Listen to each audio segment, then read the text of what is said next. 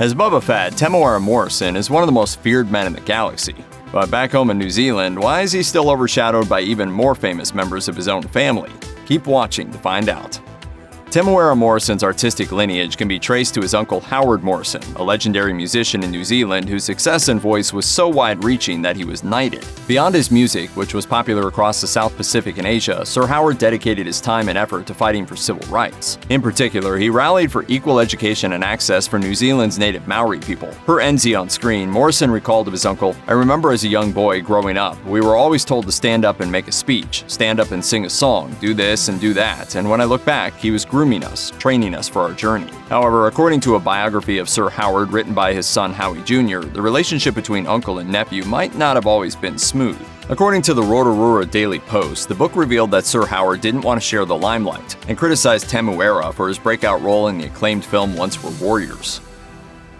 During an interview with Stuff, Temuera Morrison recounted that after being tapped to play famed Australian rugby coach Eddie Jones in the 2019 film The Brighton Miracle, he told director Max Mannix, "Are you sure? I'm a Maori from Rotorua, New Zealand." The Maori are thought to have arrived in New Zealand about 1,000 years ago as members of the Polynesian peoples whose ocean-going exploits are epic.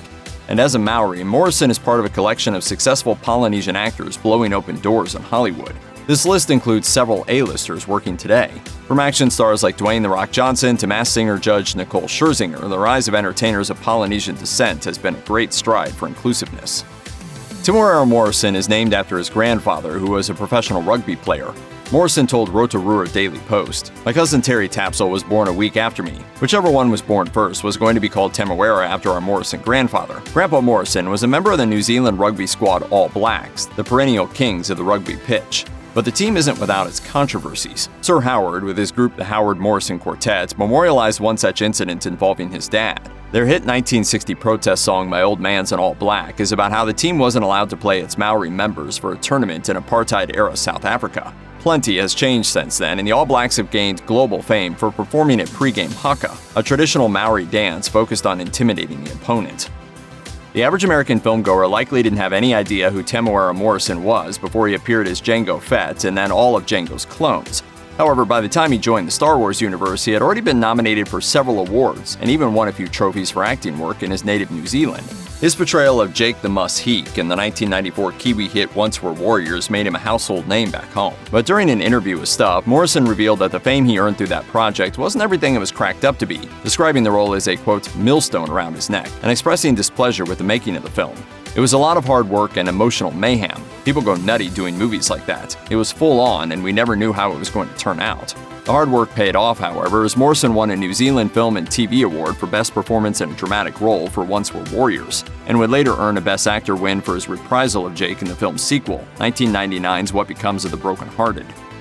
The original Star Wars movies had a few instances where one actor filled the suit while another voiced it. One of these was, of course, Boba Fett, with Jeremy Bulloch wearing the suit and Jason Wingreen delivering the voice work for Boba Fett's 4 lines in The Empire Strikes Back. After Temuera Morrison played Jango Fett in body and voice in 2002's Attack of the Clones, it made sense that he was tapped to play Boba Fett in The Mandalorian and the Book of Boba Fett, since Boba Fett is a clone of Jango. That raised an issue, though. Morrison's voice is obviously different from Wingreen's. So in 2004, Lucasfilm brought Morrison back to re-record all of Boba's lines in The Empire Strikes Back for future releases. At least there's only one Jango. There's only one Jango, and that's me. Temuera Morrison had long wanted to return to the Star Wars universe, even saying in 2017 that he'd want to play an older Captain Rex, another clone of Jango Fett who was introduced in the 2008 animated film Clone Wars. Of course, that led to wild speculation that Morrison might actually be able to someday portray Boba Fett himself, even though Fett seemingly died in The Return of the Jedi. A pipe dream, right? Well, that dream came true when Morrison brought the bounty hunter back to life in The Mandalorian, albeit as an older Boba Fett, one who survived escaping from the giant stomach of the Sarlacc. After that ordeal and the ravages of time, it was inevitable that the actor would have to shed his rugged good looks and smooth voice in order to portray a scarred, battle-worn older Boba.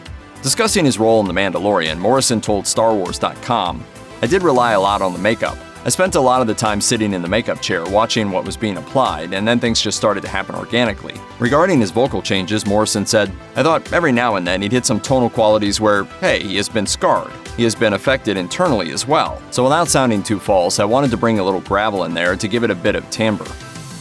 The United Kingdom and its Commonwealth nations, including New Zealand, still view Queen Elizabeth II as their queen, despite political independence. Along those lines, titles and nobility are bestowed on New Zealand citizens just like in England. In New Zealand, the nation's royal honors system gives titles and names people to various orders and honors. As his bio explains, Temuera Morrison was named to the New Zealand Order of Merit for services to drama in a 1996 Queen's Birthday honors. While he was named as a member, there are further levels to achieve.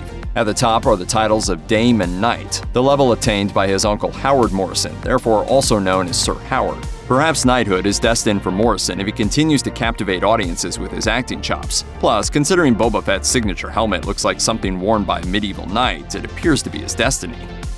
Temuera Morrison is an imposing guy. He earned accolades for playing the violent Jake the Musheek and went on to play two of the most savage bounty hunters in the history of the galaxy.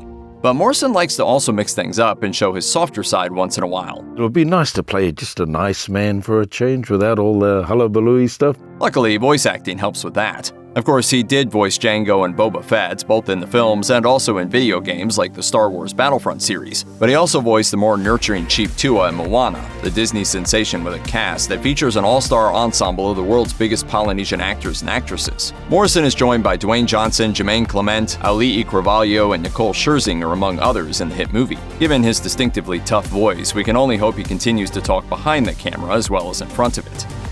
In 2009, Temuera Morrison penned his autobiography, From Haka to Hollywood. Morrison told the New Zealand Sunday News that he hoped that his book will inspire others to reach for the stars. Like many celebrity autobiographies, it was ghostwritten, in this case by Paul Little. Morrison told the New Zealand Sunday News, "I'm just going to talk a lot, and Paul is going to try and make something out of it. Before moving to Auckland, I used to perform professionally in my Māori culture groups. I believe there's a formula to getting to the top, and by talking in this book, I might reveal how the haka I got to Hollywood."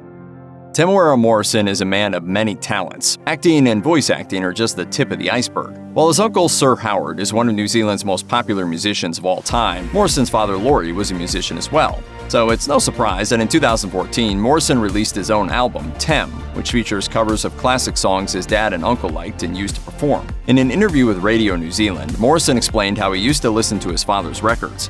He also mentioned that when his dad came home from work, he'd shine the old man's shoes before his father went to perform at a venue in Auckland.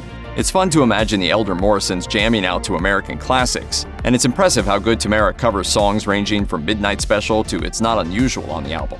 Morrison also had another entertainment gig, hosting his own TV shows, one of which he believes might have inspired his record deal. Morrison told Stuff, "I think Sony must have seen my TV variety show Happy Hour at 9:30 p.m. on TV1. I said, why not do an album?" His hosting career may not have lasted long, but he did get George Lucas to appear on his talk show The Tem Show. Not bad for a simple man trying to make his way in the galaxy. Thank you also for cloning me. There's only been me and a sheep called Dolly, I think.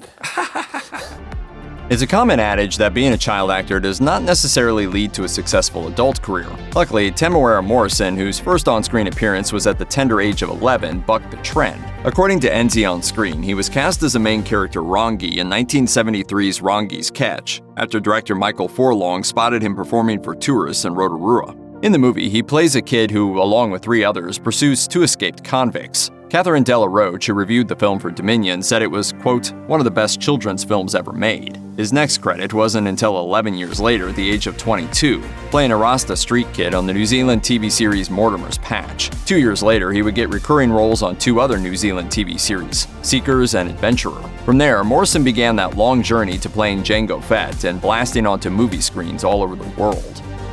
Temuera Morrison's first character to reach a global audience was Jake in Once Were Warriors, and his performance impressed no less than legendary American film critic Roger Ebert. In his review of the film, Ebert wrote, "In Temuera Morrison as Jake, the movie finds a leading actor as elemental, charismatic, and brutal as the young Marlon Brando. He has instinctive star power, and it's his likability that makes the violence of his character so shocking." Morrison mentioned in a 2014 interview with ScreenSpace that to prepare for the film, he was instructed to watch Brando's performance as Stanley Kowalski in A Streetcar Named Desire, so Ebert's comparison certainly makes sense. What was unexpected, though, is that Morrison would end up co-starring with the legendary Brando. The Island of Dr. Moreau starred Brando as the title mad scientist in a film that got quite a few negative reviews. Morrison, who played man-dog hybrid as Zizello, told ScreenSpace that he left the shoot because it was dragging on before a lawyer forced him back.